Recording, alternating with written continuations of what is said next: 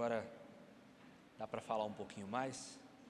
Eu quero agradecer ao reverendo Leandro por esse convite tão precioso que me concedeu a honra de estar aqui, e o convite feito há um bom tempo. Lá em fevereiro, janeiro mais ou menos, o pastor já nos convidava para vir nesta data para falarmos um pouco sobre esse tema tão relevante, sobre a Escritura Sagrada. Eu quero, portanto, agradecê-lo, agradecer também ao Conselho da Igreja pela homologação do meu nome aqui para tratarmos deste tema. Eu quero convidar, meus irmãos, a todos que abram as suas Bíblias, lá no Salmo 19.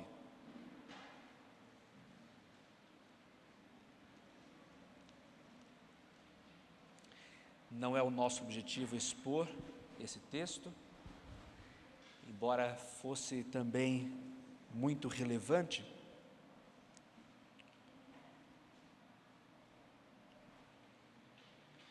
Nós leremos dos versos 7 a 14. Salmo 19, versos 7 a 14. A lei do Senhor é perfeita e restaura a alma, o testemunho do Senhor é fiel e dá sabedoria aos simples.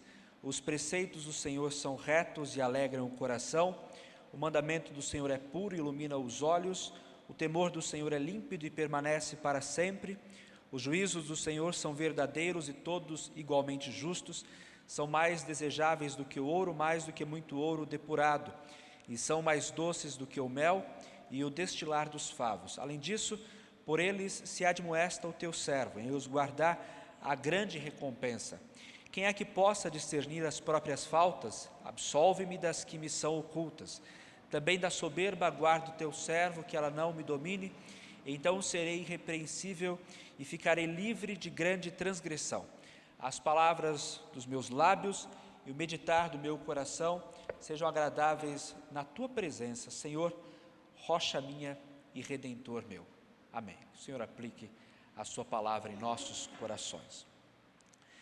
Hoje é um dia muito especial para nós protestantes, e nós gostamos desse dia porque apresenta aquele livro base para nós, que é a palavra de Deus.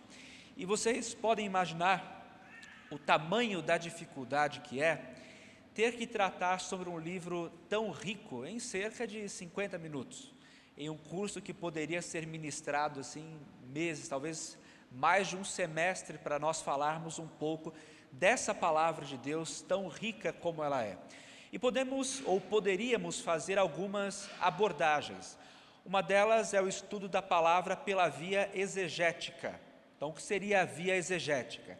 É aquela que analisa especificamente o texto, dentro das suas expressões linguísticas, dentro do seu estilo, e aquilo que trata essencialmente do material, ou seja, a Bíblia enquanto literatura. E aí você tem o trabalho da exegese, que é, como o próprio texto diz, tirar informações ou extrair do texto aquilo que o texto quer falar. Então você pode lidar com as línguas em que o texto bíblico foi escrito. Quais foram as línguas que a Bíblia foi escrita?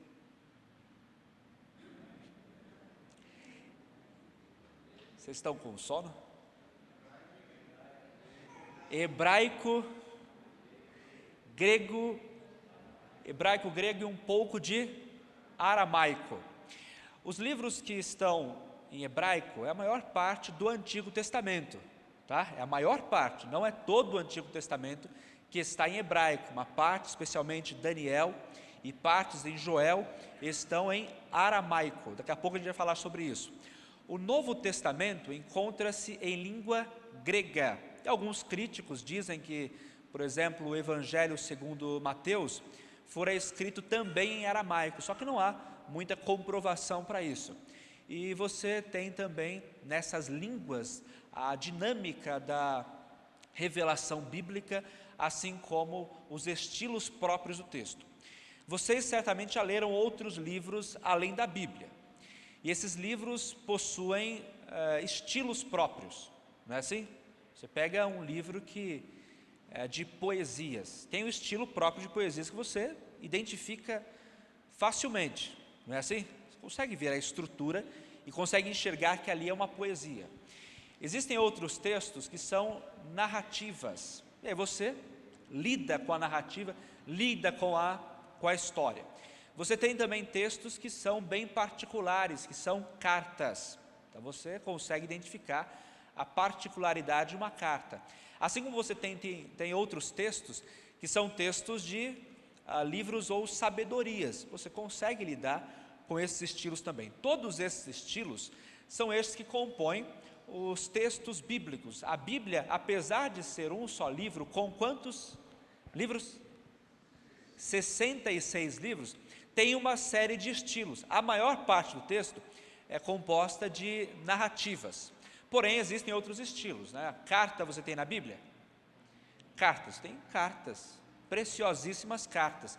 Você tem textos proféticos na Bíblia? Tem. Poesia você tem na Bíblia? Tem. Livros de sabedoria você tem na Bíblia? Tem. Então são todos estilos dentro do próprio livro. Aí você pode também lidar dentro disso na via exegética.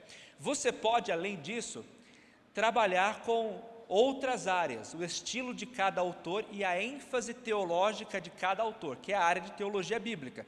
Então você tem uma apresentação própria de Paulo, ou você tem uma proposta particular ali de João, ou você tem o estilo próprio de Mateus, ou mesmo de Marcos, ou dos autores do Antigo Testamento dentro da teologia bíblica do Antigo Testamento. Então é um modo também de estudo dentro do texto bíblico.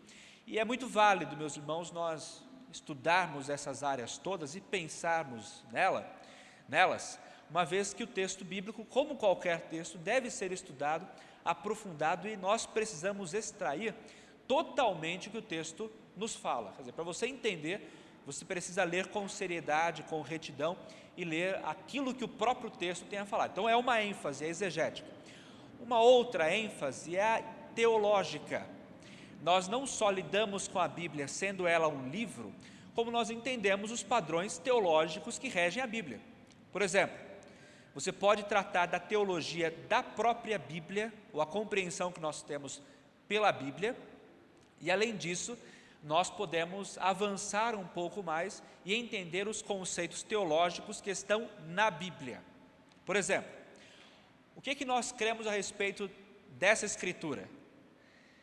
Ela é palavra de Deus, ou ela não é palavra de Deus, ou ela contém a palavra de Deus? E aí? É palavra, contém palavra, não é palavra? É palavra, viu? Porque às vezes você vê algumas pessoas que falam, não, a Bíblia contém a palavra de Deus. Aí o grande teólogo, porém um pouco equivocado, Karl Barth, já treme lá no túmulo, né? Porque estão ressuscitando a teologia que ele acabou implantando na chamada neo-ortodoxia do final do século XIX e principalmente do século XX. Ela é palavra de Deus, por isso nós cremos que essa Escritura Sagrada é divinamente inspirada, ela é inerrante, ela é infalível, e aí outros termos que nós conhecemos a respeito dessa palavra de Deus. E dentro disso, ou dentro dessa mesma palavra que é inspirada, que nós também nos projetamos para uma outra área, que são as doutrinas dentro da palavra de Deus. Então, por exemplo, da onde nós extraímos a doutrina da Santíssima Trindade? Não é da palavra de Deus? Da graça de Deus, a graça irresistível, ou mesmo da divindade do nosso Senhor, bem como a sua humanidade, da palavra. A doutrina da eleição e predestinação, palavra.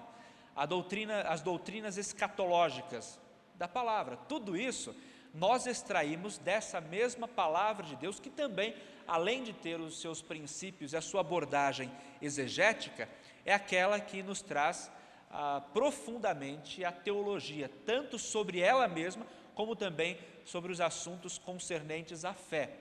Mas nós também podemos ter uma outra abordagem, que é a abordagem devocional, que especialmente tem a ver com a prática que nutrimos ou que devemos nutrir dentro dessa palavra e a partir dessa palavra. Então, olharmos não só esses aspectos técnicos, teológicos e exegéticos, mas como essa palavra que é viva vem aos nossos corações, às nossas mentes para nos transformar e para falar aos nossos corações, para nos enriquecer o conhecimento e para nos levar a uma prática. Observem que neste salmo o escritor sagrado vê essa palavra a partir do versículo 7, para lá nos fins do texto começar a dizer que essa palavra lhe vem a calar profundamente ao coração, a tal ponto que ele negue o pecado, que ele deixe o pecado, e percebendo que em todo o tempo a palavra de Deus o vem fortalecer, limpar, orientar e ser como luz exatamente para o seu caminho. São abordagens então possíveis, e essa especificamente, aquela que nós mais percebemos, quando na particularidade da sua casa, como nós cantamos aqui, ouvimos as crianças belamente cantando, que no local escondido dentro da nossa casa, fechada a nossa porta, onde nós nos encontramos com o nosso Deus, nós passamos a ler essa palavra e a praticar essa palavra. E há um grande perigo quando nós lidamos com essa interpretação devocional, porque você pode ter dois extremos, Um desses extremos é você ler a palavra, entender a palavra, compreender todos os seus aspectos técnicos, mas não praticar. E o outro é ter uma prática, ou tentar uma prática, mas uma prática independente da Escritura. E esses extremos é que você constata dentro da história do cristianismo, e esses extremos trouxeram grandes dificuldades, grandes problemas para a igreja ao longo de séculos, e até hoje é assim. Muitas comunidades possuem dificuldades por um extremo e também por outro. Por isso que somos chamados ao equilíbrio de conhecermos profundamente a palavra, mas também aplicarmos e vivermos conforme esta palavra de Deus. Então são 3 tipos de abordagem que nós podemos ter: exegética, teológica e devocional. Porém, há uma 4ª abordagem, que é essa que nós trabalharemos aqui no pouco tempo que nos resta. É até 10 para as 11, 10 para as 11 mais ou menos, Então vamos correr aqui. Essa 4ª abordagem, esse relógio está certo, Eu falo porque lá na Trindade, eu não sei quem foi, certamente foi o inimigo, colocou 5 minutos adiantado o relógio. Aí eu estou dando aula, olhando o relógio e está adiantado, e tenho que acabar a aula mais cedo. Mas aqui está certinho. A 4ª abordagem, meus irmãos, é histórica. Então, nosso propósito nessa manhã é trabalharmos com a história. Claro que nós não temos condições de trabalhar com toda a história da Bíblia, não temos como apresentar toda a história da Bíblia, e ainda mais trazendo as particularidades de cada tradução e em cada local e em cada período. A gente não consegue trabalhar com a chegada da Bíblia, por exemplo, na Bolívia, ou na Venezuela, ou no Paraguai, ou mesmo em regiões da Europa, precisamente. Nós não temos condições e não temos tempo nesse momento para falar sobre isso. Mas, numa linha geral, nós trabalharemos um pouco sobre a história dessa Escritura Sagrada. Lembrem-se que a história bíblica tem muitas riquezas, e ela mesma aponta para a sua própria história. Vocês devem voltar então para os anos remotos de 922 a.C., que é um período de divisão do reino de Israel. Essa divisão tem consequências muito graves. A nação do norte chama-se Israel, enquanto a nação do sul chama-se... Qual que é o nome da nação do sul? Do reino do sul, Judá. O reino do sul chama-se Judá e está sob o governo dos descendentes diretos de Davi, enquanto o reino do norte, por conta dos pecados de Jeroboão, ainda passam por dificuldades, generais tomam o poder constantemente. Ambos os reinos têm fins trágicos. O primeiro acaba no ano de 722, com a conquista dos assírios. Os assírios fazem uma verdadeira bagunça naquela região e têm um método muito específico de colonização. O que eles faziam? Eles tomavam estrangeiros e colocavam na região, e pegavam-os da região e mandavam para uma outra terra. Era uma bagunça que eles faziam. Misturava a língua, misturava a religião, misturava a cultura, a tal ponto que não teriam mais condições de tentar nenhum tipo de investida militar contra o Império Assírio. Daí surge aquele povo que os judeus gostavam muito, né? Os samaritanos. Lembram dos samaritanos? Os judeus não suportavam os samaritanos, era um povo misturado. Já o Reino do Sul tem ainda uma sobrevida e só vai cair por volta de 585, 586. E aí que também destrói-se, né, o templo e perde-se uma série de heranças que o povo de Israel possuía. Mas o que tem a ver isso com a Bíblia? Acontece, meus irmãos, que com essas misturas de culturas, o texto bíblico acaba se perdendo. E não só o texto se perde, como a leitura do texto se perde. Eu vou pedir ao presbítero Evandro que, por gentileza, abra a mochila aqui e tem uma série de livros. Se o senhor puder pegar para mim. Enquanto isso, eu continuo, esse especificamente aqui. Vai deixar aqui em cima. O texto bíblico acaba se perdendo. Isso porque o nosso alfabeto é composto de vogais e consoantes, não é isso? Só que se nós tirarmos as vogais, nós temos ainda condições de ler, não é assim? Você tira as vogais do texto, você ainda consegue ler tranquilamente, porque nós conhecemos a língua. O que acontece é o seguinte: o hebraico nunca teve vogais,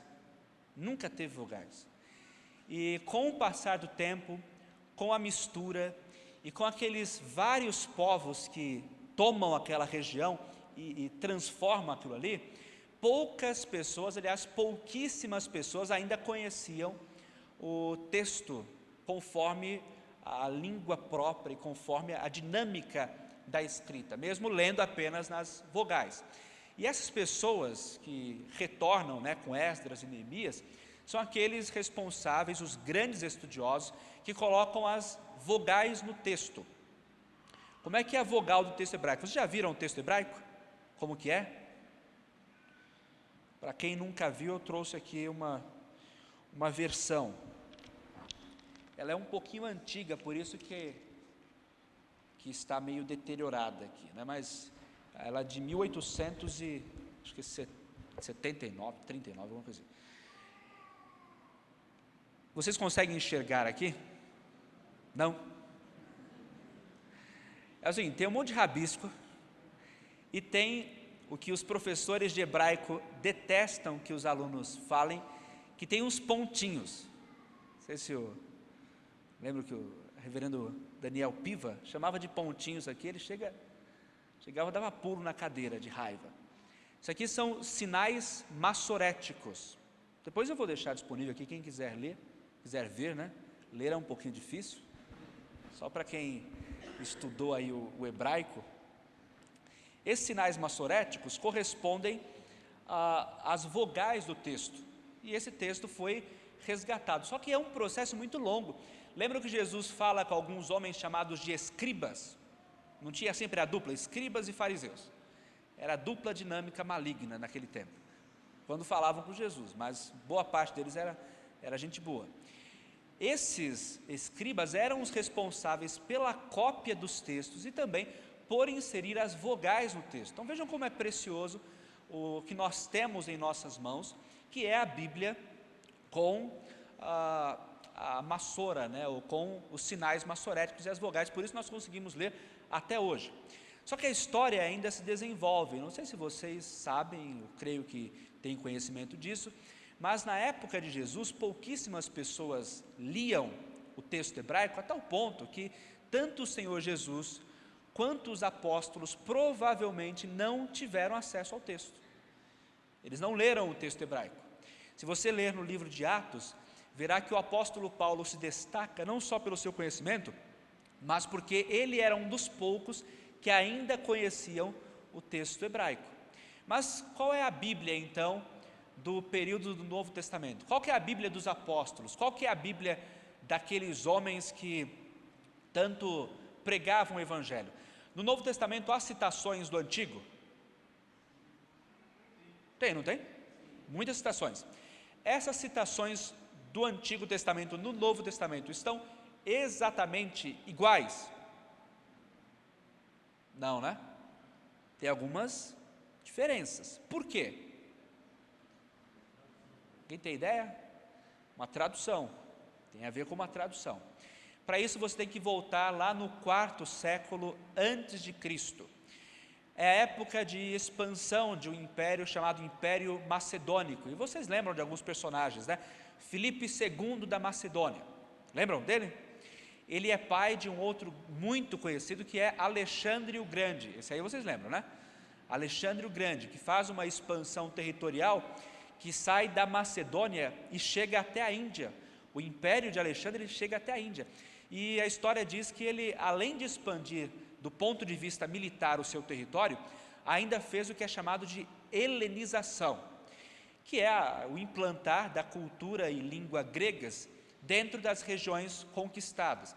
E é dentro disso que você vê que a história conta, né, a tradição conta, que ele reúne ou manda reunir 70 sábios dentre os judeus, 72 sábios.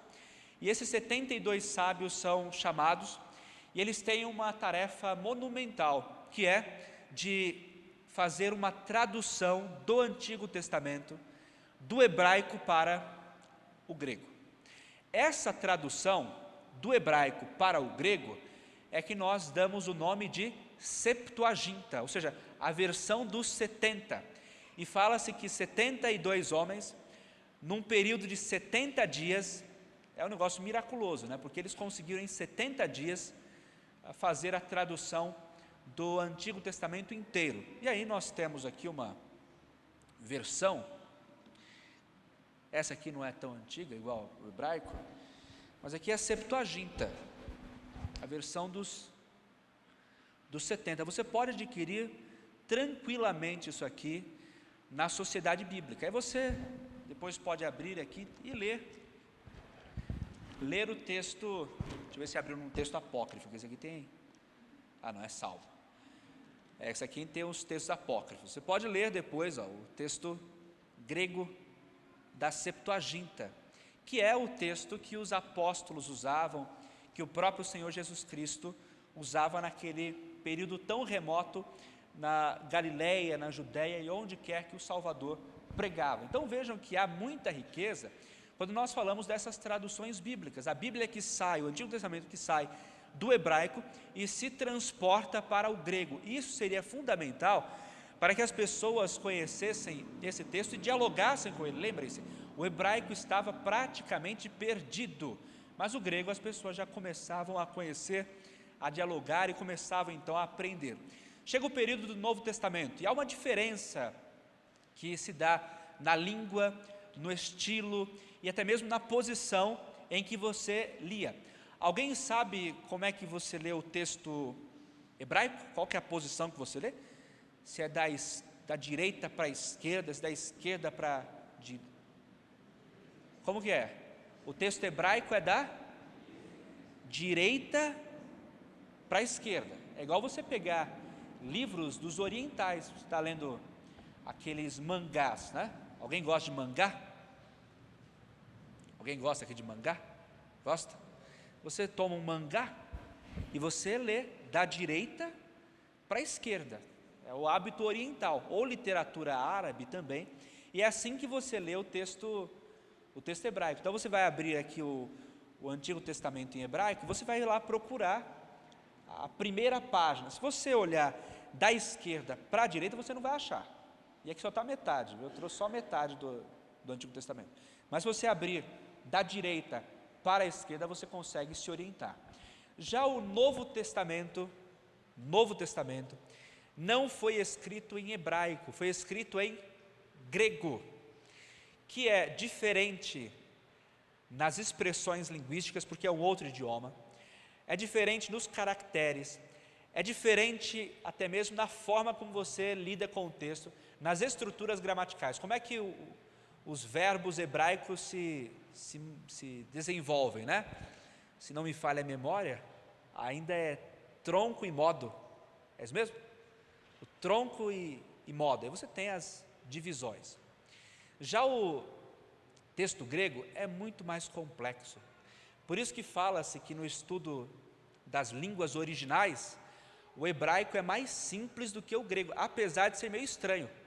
O hebraico é mais simples, porque ele não tem a complexidade que tem o grego. Mas também nós temos aqui em mãos o texto grego. Quem quiser depois ler, poderá. Aqui. A segunda carta de João. Então esse é o texto grego também, na mesma língua que a Septuaginta. E foi nessa língua que Deus comunicou a sua palavra, cumprindo também a profecia de Isaías, que seria por lábios gaguejantes e por língua estrangeira ou estranha que Deus falaria ao seu povo, né? Cabe uma exposição depois, quem sabe, né? Fala com o pastor, uma exposição sobre esse texto, relacionando tanto com a Torre de Babel quanto com o dia de Pentecostes. Então é nessa língua que Deus se revela ao seu povo, é nessa língua grega que Deus faz com que o Novo Testamento seja universal, as pessoas conhecem, as pessoas leem, as pessoas teriam acesso a essa língua, e não é qualquer tipo de grego. Existem basicamente, né, claro que há outras subdivisões, mas basicamente dois tipos de grego. Um deles é o grego clássico. Então você lerá a Ilíada de Homero, que é praticamente a mãe de toda a mitologia grega posterior e da crença dos gregos. Você tem ali o grego clássico, que é o grego alto, o melhor dos padrões do grego. Assim como no hebraico você tem diferenças. Por exemplo, se você pega o hebraico de Isaías e você pega o hebraico de Amós, é uma diferença assim, gritante, porque Isaías era um erudito, o hebraico de Isaías é praticamente poético, é belíssimo. Já Amós era o quê? Alguém lembra qual era a função de Amós? Boiadeiro. Amós era boiadeiro. Então você tem um hebraico assim, mais truncado, mais limitado em relação ao grande escrito do profeta Isaías, porém ambos palavra de Deus, tá? No grego não é diferente. O texto bíblico não é escrito no grego clássico, por isso que há algumas dificuldades, né? Se você pegar a obra de Homero e tentar ler, ou outros do estilo grego clássico, você terá algumas dificuldades, porque a Bíblia no Novo Testamento é escrita no chamado grego koiné, que é o grego popular. Por mais difícil que pareça, é o grego popular, é o que as pessoas falavam no comum, naquelas vastas regiões aonde o Evangelho chegou. E ali se desenvolve, e o Novo Testamento marca então essa transição. Porém, a história nos mostrará muitas dificuldades que a igreja teve para se chegar às conclusões e para termos o material que temos em mãos. Nós fazemos uma transição então, apenas, vocês entenderam a Septuaginta? O que é a Septuaginta? Tradução do hebraico para o grego, tá? O que são os sinais massoréticos? Quem falou pontinho? Oh, rapaz.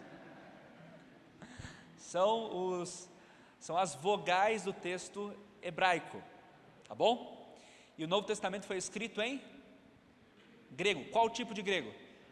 Koiné, tá bom? Vamos então passar. A história da Bíblia ainda nos leva ao 2º século depois de Cristo, que é uma época muito fértil para a história eclesiástica, é o período dos grandes pais apologistas. Então você lembra de Atenágoras de Atenas, Tertuliano e outros tantos nomes que nós bem conhecemos e temos a sua literatura até hoje. E destaca-se um personagem, ele é um pouco controverso, é bem verdade. O seu nome era Orígenes. Já ouviram falar de Orígenes? Orígenes é um daqueles que se encontra na galeria dos pais da igreja.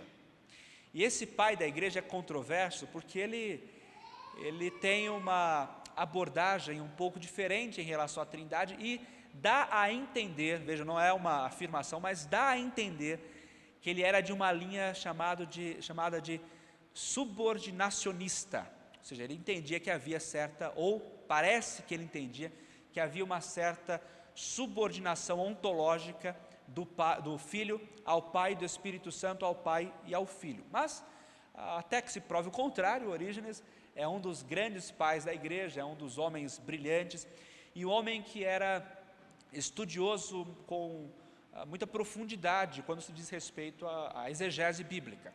Ele tem um método próprio de exegese, um método que norteará toda a escola de Alexandria, bem como as gerações por vir, até mesmo no período de Agostinho.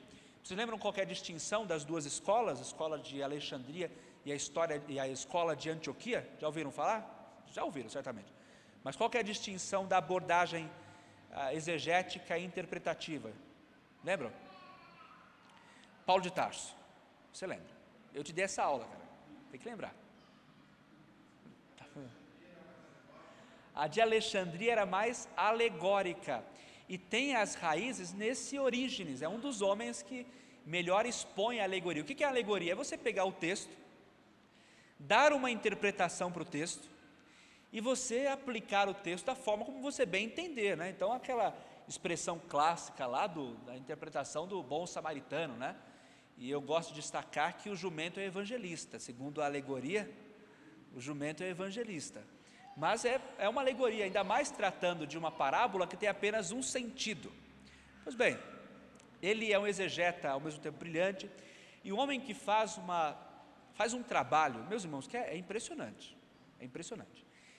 Naquela época já havia traduções do texto bíblico, né, do copta, siríaco, e ele pega 6 traduções, 6 versões da Bíblia, a Bíblia do Antigo Testamento, 6 versões inteiras do Antigo Testamento, coloca em quadros, paralelamente, e ele não só coloca, como ele conhecia tão bem essas línguas, que ele consegue fazer um estudo crítico de cada uma delas. Então vejam a grandeza desse Orígenes, uma análise crítica. Então ele trabalha com traduções, pega a melhor tradução, compara uma tradução com a outra, fala da limitação ou do emprego dessa palavra para aquela cultura. Então tudo isso em 6 versões da Bíblia, e da Bíblia inteira. Quantos livros são no Antigo Testamento? 39 livros, pega os 39 livros, com todos os seus capítulos, coloca e vai fazendo análise crítica. Imagine o trabalho desse homem. Só muitos séculos depois que se aventuraram a fazer um trabalho semelhante, mas daí já dá para saber como esse Orígenes, apesar, né, das suas dificuldades teológicas, ou aparentes dificuldades teológicas, executou um trabalho assim, monumental para a expansão do reino de Deus e para a interpretação bíblica. O tempo avança e nós já temos algumas dificuldades, porém, notamos que algumas pessoas se destacam dentro da exposição bíblica e também dentro das traduções bíblicas. Refiro-me aqui a um jovem que nasceu na região da Ásia Menor, e ele, como todo jovem, provavelmente de uma família abastada, aprendeu a ler, aprendeu dentro dos conhecimentos da época, né, a interpretar textos, e naquele período ali, por volta do ano de 320 até 325, esse jovem, esse rapaz, fora capturado e fora levado até a região dos godos. E nesse período então do século IV, é que ele está diante de um povo bárbaro, brutal, que era a nação dos godos, muito conhecida. Eles traziam já naquela época muitos males ao Império Romano. Esse pequeno lobo, né, como o seu nome diz, Úfilas, é o jovem que, depois de ser solto, entende que há uma missão. Ele é cristão, apesar de ser cristão ariano, eles têm que depois ver o que é o arianismo, retorna para a região onde estava, ou de onde tinha saído da sua prisão, e na região dos godos, então, ele começa a pregar o Evangelho. Só que ele percebe que aquela é uma região ágrafa. O que é isso? É quando não tem escrita. As pessoas falam, as pessoas têm uma prática de comunicação tranquilamente, porém as pessoas não têm nada escrito, não sabem escrever, não têm uma língua. Esse Úfilas inventa uma língua, ele inventa uma linguagem, inventa os caracteres, inventa a própria dinâmica das palavras, a conjugação dos verbos, e ele faz uma tradução do Antigo Testamento. Ele pega o Antigo Testamento, obviamente da Septuaginta, e ele começa uma tradução em um material específico e durável, que até hoje existe, no museu em Uppsala, e ele escreve, só que ele escreve com uma tinta de prata, por isso que essa Bíblia, até hoje, é chamada de a Bíblia de Prata, porque ela é escrita 6 minutos, irmãos, eu tenho para acabar. 11 horas? Tá bom. Não vai adiantar muito não, mas tá bom. Então essa Bíblia, chamada Bíblia de Prata, que ele escreve, é mantida até hoje. Até hoje você pode ir ao museu e ir lá ver a tal Bíblia de Prata. E é interessante que ele tira os textos de guerra. O Antigo Testamento tem muito texto de guerra, não tem? Davi que luta com um, luta com o outro e tal. Ele retira esses textos. Por quê? Os povos bárbaros eram extremamente violentos. Ele não queria incentivar e nem dar base bíblica para que eles entrassem em guerra com as demais nações. Por isso que ele retira os textos e mantém apenas as palavras de salvação, de arrependimento. Nós, então, caminhamos um pouco mais e pensamos na organização do cânon. A organização do cânon. O Antigo Testamento é muito simples de se definir. Nós não temos problemas na definição do Antigo Testamento, afinal de contas, essa palavra bíblica já é uma herança dos judeus muito antiga. Então nós sabemos quais são os livros do Antigo Testamento. A grande dificuldade está quando nós lidamos com o Novo Testamento. Por quê? Na época, meus irmãos, não pensem que havia apenas os 4 evangelhos. No período ainda do século IV, havia aqueles que trabalhavam com uma série de histórias, de lendas, que nós chamamos de evangelhos ou evangelhos gnósticos. Então, evangelho de Pedro, evangelho de Maria Madalena, evangelho de Tomé. Uma das histórias gnósticas fala o seguinte, que após a crucificação, quando Cristo ressuscitou, a cruz mesmo, cria pernas e cria boca, e a própria cruz começa a anunciar o evangelho, anunciar que Cristo ressuscitara. Então vocês podem ver que tipo de material é esse, que é o material gnóstico. E a igreja teve muita sabedoria para lidar com estes textos, para lidar com as suas interpretações e rejeitar. O que traz, em linhas gerais, a orientação para o cânon. E veja, não é a ideia da igreja determinar qual é o cânon, a igreja reconhece quais são os livros inspirados, isso é diferente, que é a nossa perspectiva oposta ao catolicismo. O catolicismo diz que a igreja determina o que é o cânon, nós protestantes entendemos que não, a igreja reconhece quais são os livros canônicos. Lá por volta de 336, que o grande pregador, grande teólogo Atanásio de Alexandria, lembram de Atanásio? Qual que é a grande participação de Atanásio de Alexandria na história? O debate sobre a Trindade, no Concílio de Nicéia, em 325. Então esse é um homem que também faz uma lista, chamada Lista de Atanásio, em que ele aponta quais são os livros canônicos e é uma das diretrizes que a igreja tem, mas também há testemunho de Orígenes, há testemunho de outros pais da igreja que apontavam e que reconheciam um cânon sagrado. Por isso nós temos os 27 livros do Novo Testamento como os temos, eles são os mais equilibrados, harmônicos, tradicionais e essencialmente inspirados pelo Espírito Santo para a condução da Igreja de Cristo. Nós então fazemos um salto histórico para o ano de 406 e ali está um homem dentro de uma caverna, ele está protegido por um leão e era um homem rico de Roma, mas que estava cansado daquela vida fútil. Vai então para Jerusalém, entra nessa caverna, as lendas falam que um leão guardava a caverna, ali ele gastou muito tempo traduzindo toda a Escritura, e ele tem o que é chamado de um espírito protestante. Por quê? Ele pega o Antigo e o Novo Testamento e traduz para a língua do povo, para a língua do vulgo, ou seja, trabalha com a língua popular, e tanto que o nome dessa tradução é Vulgata. Vulgata. A Bíblia na língua do povo. Agora, qual que é a língua do povo nessa época? É o latim. Então, São Jerônimo, grande São Jerônimo, faz essa tradução, que é usada até hoje em círculos católicos. O catolicismo cai no erro de considerá-la como uma versão inspirada, ou tão inspirada quanto os textos originais. Se você olhar nos cânones romanos, ela tem o mesmo peso, a tradução da Vulgata tem o mesmo peso que o original hebraico e o original grego, que nós entendemos não ser bem a verdade. Aí nós entramos no período da Idade Média, um período em que as pessoas estão cercadas pelo cristianismo, mas não tem o cristianismo. Uma ilustração é, você pega uma pedra no rio, aí você pega essa pedra, ela está molhada, obviamente, não é? Só que você bate e quebra a pedra, como é que está dentro dessa pedra? Seco, absolutamente seco. É o que aconteceu na Europa. A Europa estava cercada pelo cristianismo, a Europa falava sobre o cristianismo, a Europa conhecia o cristianismo, mas o cristianismo não penetrou na Europa, não entrou na Europa.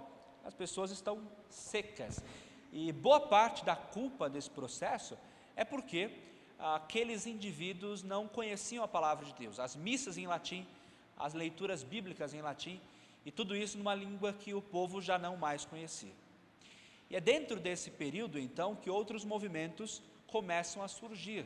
Já por volta do 10º século, homens como Metódio e Cirilo formam línguas, inventam línguas, sempre em direção ao que hoje é a Rússia, para tentar comunicar o santo evangelho do nosso Senhor Jesus. Eles tentam comunicar o evangelho, tentam falar sobre o evangelho e constroem línguas nesse sentido para apresentar a palavra. Até que você vai para a Inglaterra, e na Inglaterra existe um homem que é um clérigo, ele é um pastor, o seu nome era John Wycliffe. Wycliffe é o homem que faz a Bíblia e traduz a Bíblia do latim. Essa Bíblia tornou-se muito popular, conhecida nos seus dias, ele como um professor, também um pastor, porém é uma Bíblia limitada do ponto de vista da tradução, porque ela é uma tradução do latim e não dos originais grego e hebraico, o que é diferente de uma outra tradução, também em inglês, de William Tyndale. Já ouviram falar de Tyndale? Tyndale, meus irmãos, é um homem tão brilhante, que chegam a dizer que ele é maior, inclusive, que Shakespeare. Professor de Oxford, um homem que reuniu muitos alunos ao seu redor, e um homem que foi morto, ainda nos tempos de Henrique VIII, né? Lembrem que o Henrique VIII foi o homem que fez a transição da igreja católica para a igreja anglicana, que é hoje a igreja oficial dentro da Inglaterra. E este homem, enquanto era morto, pedia a Deus que o Senhor abrisse os olhos do rei, para que o rei pudesse transmitir e pudesse apoiar a publicação das Bíblias e transmitir as Bíblias para o povo inglês. Pois bem, esse homem tem o seu pedido realizado. 3 anos após a morte de William Tyndale, a Bíblia de Tyndale começa a ser publicada. O próprio Henrique VIII permitiu que isso acontecesse e o povo inglês teve acesso à palavra de Deus, mas isso gerou alguma inquietação, alguma dificuldade. E a dificuldade aconteceu porque ali no século XVII, logo no comecinho do século XVII, por volta de 1604, há uma disputa interna na Inglaterra. Por um lado você tem os anglicanos, que são os tradicionais, são aqueles que lidavam com a religião muito próxima do catolicismo romano, e você tem os puritanos, que são mais chegados aos presbiterianos. Os anglicanos usavam a versão dos bispos, a Bíblia, a versão dos bispos. Já os presbiterianos preferiam uma versão que era já do século XVI, que é a versão da Bíblia de Genebra, que não foi feita por Calvino, mas provavelmente teve a influência de Teodoro de Beza.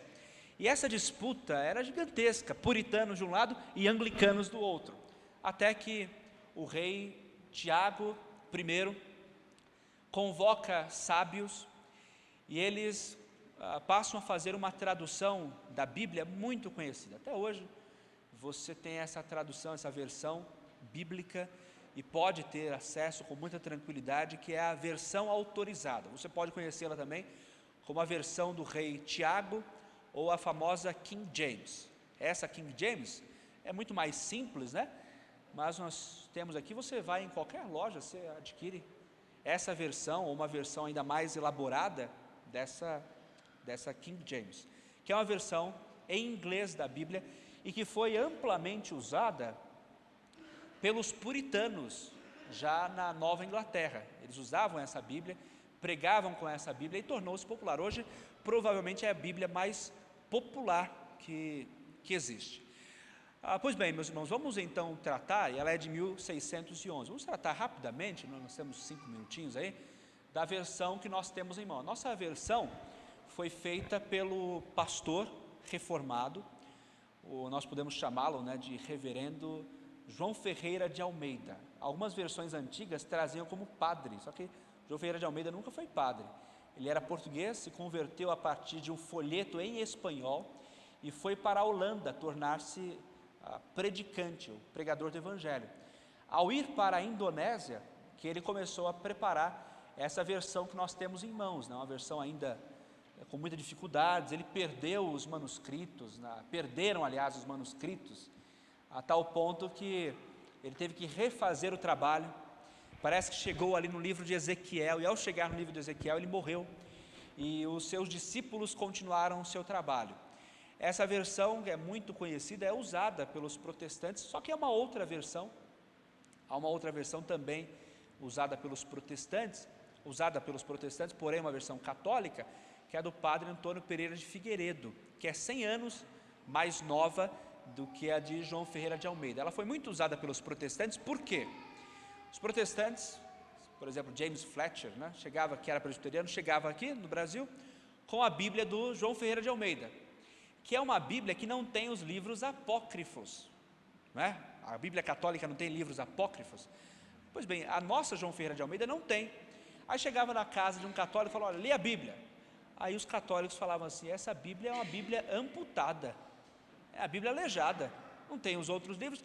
Por isso que os protestantes começaram a usar a versão do padre, porque a versão do padre também não tinha dos apócrifos. Então eles vinham falar, e aí eles diziam o seguinte: olha, não, essa aqui é a versão do padre. Aí os católicos absorviam aquela versão bíblica e muitos foram levados à conversão por aquela palavra de Deus, também traduzida pelo padre Antônio Pereira de Figueiredo.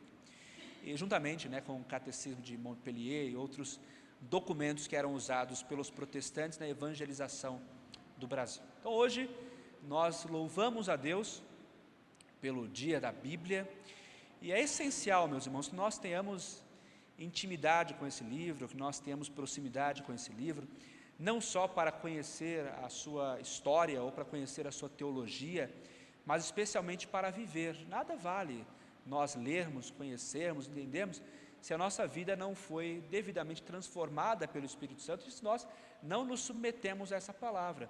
E muitas vezes nós temos que lidar, né, com indivíduos que leem a Bíblia, conhecem a Bíblia, só que no mundo são pessoas assim totalmente irregulares, pessoas totalmente avessas ao Evangelho, pessoas que têm uma prática equivocada, pessoas que, por exemplo, envolvem-se com todo tipo de mal, e males em relação a pecados, mentiras, adultérios, roubos e todo tipo de torpeza espiritual. Acontece não só espiritualmente, né, mas também quando nós lidamos na prática, né? Você lê a Bíblia, mas você como diz a expressão popular, é caloteiro.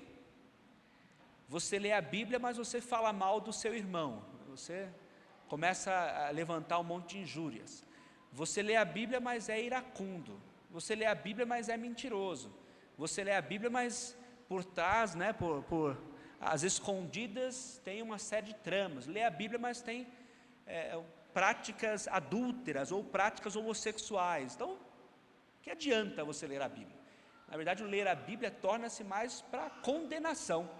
Ai de você se ler a Bíblia e não se submeter a ela. Seria muito melhor se você não tivesse conhecido a palavra de Deus, mas conhecendo, é necessário que nos voltemos em santidade, em retidão, ao conhecimento do que ela nos expõe, aquilo que ela traz aos nossos corações e a inteira submissão, porque embora um livro que é tratado com exegese, com técnicas, com gramática, com teologia, ainda assim e sobretudo é a viva, operante e transformadora palavra de Deus. Que Ele assim, meus irmãos, os abençoe.